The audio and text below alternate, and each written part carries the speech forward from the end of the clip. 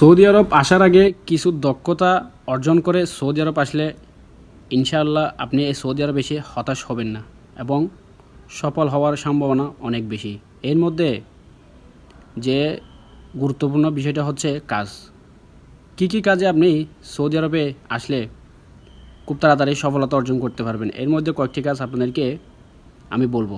তো যারা কনস্ট্রাকশন সাইডে কাজ করতে চান তারা অবশ্যই ইলেকট্রিক, প্লাম্বিং এবং ওয়েল্ডিং, টাইলার্স এবং পেইন্টিংয়ের কাজ আপনারা চাইলে শিখে আসতে পারেন।